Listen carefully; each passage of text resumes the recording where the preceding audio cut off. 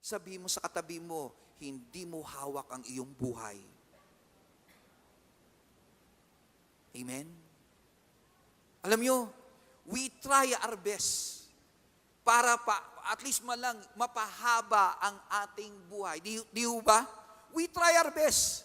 Nag-ano po tayo, nagte-therapy po tayo kung ano-ano mga pagkain, herbal, tinatawag nating umiiwas tayo sa mga tao may sakit. We try our best po para bumili ng, nagpapabata pa nga tayo, nagpapaganda pa nga tayo. Ayaw natin makita ng mga taong kulubot sa ating mga mukha. Tama po ba? We try na pahabain ang ating buhay. Ang tanong, for what?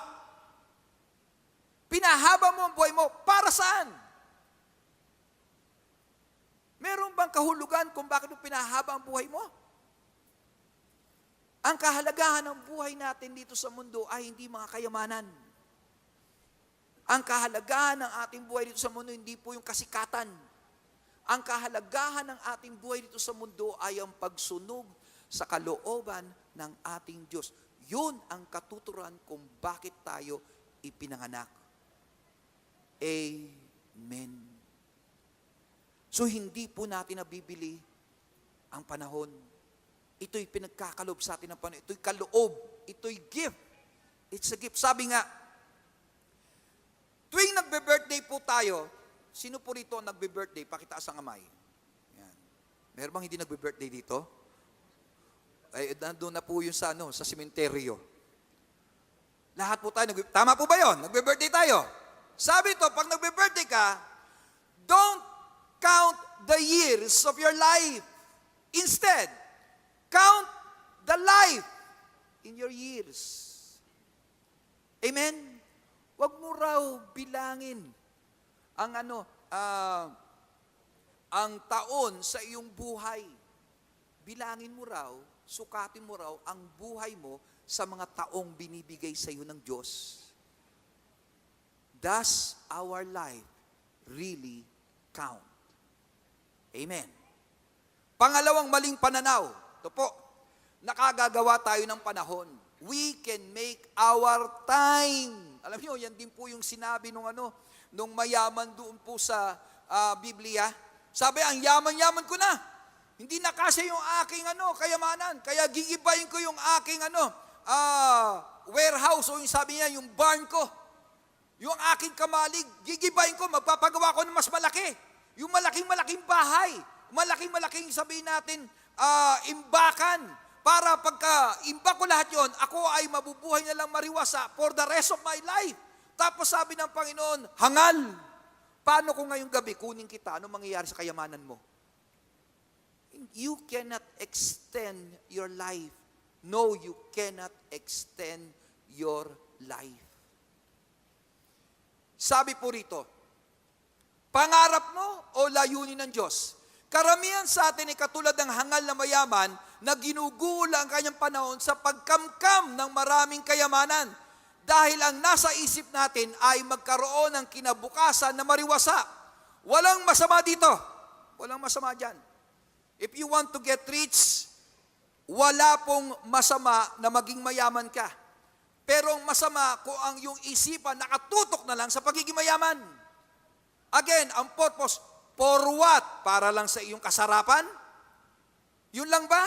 So kung ganon, nag-iimba ka ng kayamanan para sambahin ng isang Diyos. Hindi ang Diyos natin, kundi sarili mo. Kasi gusto mong pasarapin, sarili mo. Nagiging masama ang kayamanan kung ito lang ang ating Diyos. No. Hindi ka kayang iligtas. Hindi tayo maliligtas ng ating kayamanan. We cannot make our time o extend ang ating time. Sabi rito, walang masama kung gusto ngunit kung ito lang ang talagang layunin natin, hindi natin natumbok ang tunay na kututuran ng buhay natin. Paano kung bago ka maging mariwasa o maging mayaman? Paano kung bago ka mayaman, mamatay ka? Paano yon? Alam mo, lahat tayo, gusto natin meron tayong retirement. Tama mo ba yun? Gusto natin na sana magre-resign tayo, meron tayong makukuhang pera sa kumpanya. Lahat tayo gusto natin. Paano kung hindi ka umabot doon? Paano? Lahat tayo, yung mga binata, dalaga, gusto magkaroon ng asawa, magkaroon ng pamilya. Paano kung bago kay kasal? Kunin ka ng Panginoon. Yes, we have plans. Totoo yun, we have plans for our life.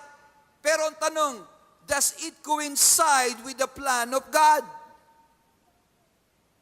Kasi otherwise, sasayangin lang natin ang ating buhay. Amen? Sasayangin lang natin yan. Mangarap ka totoo, pero wag na wag mong kakalimutan ang may hawak ng buhay mo, hindi ikaw, kundi ang Diyos. Tandaan mo yun. Pag magpaplano ka, isama mo palagi. Idalangin mo palagi. Iluhod mo sa harapan ng Panginoon ang kanyang mga kailangan para matupad ang layunin niya sa iyong buhay.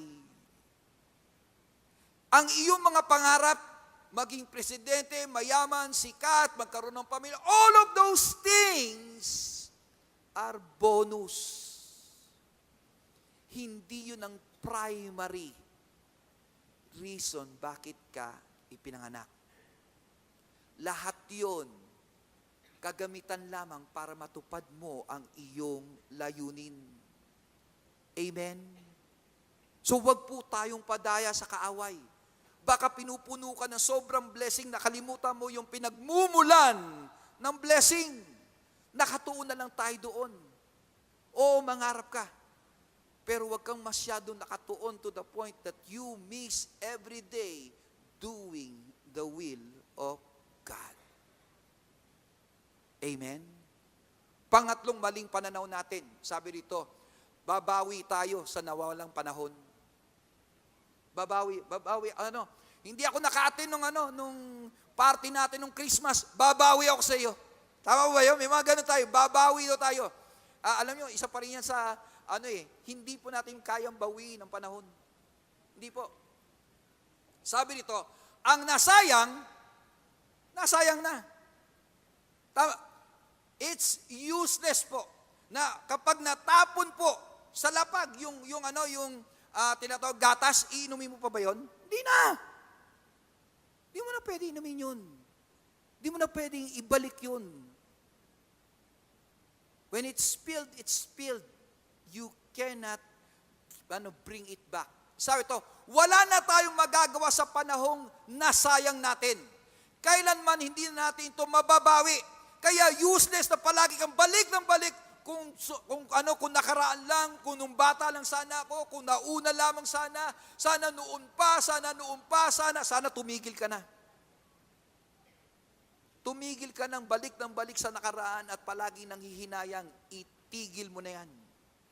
Dahil the more you come back, the more you go back, the more you remember all those things, the more you waste more of your life. Amen? Itigil mo na. Nag-iisip ka sana, niligawan ko siya nung araw para ako ang kanya napakasalan, hindi ibang tao, tigil mo na yan. Itigil mo na yan. Sana hindi ko pinabayaan na makuha niya yung mas malaking parte ng kayamanan ng tatay ko. Sana talaga naghati kami. Itigil mo na yung panghihinayang na yan. Stop it. Sabi ito, kailanman hindi natin mababawi. Ito ang totoo, kung patuloy kang magpapakalunod sa panghihinayang sa nakaraan, ay patuloy mo ring sasayangin ang iyong kinabukasan. Ang kaya lang natin gawin ay gugulin ng mabuti, ng may katalinuhan, ang natitirang panahon na nasa atin.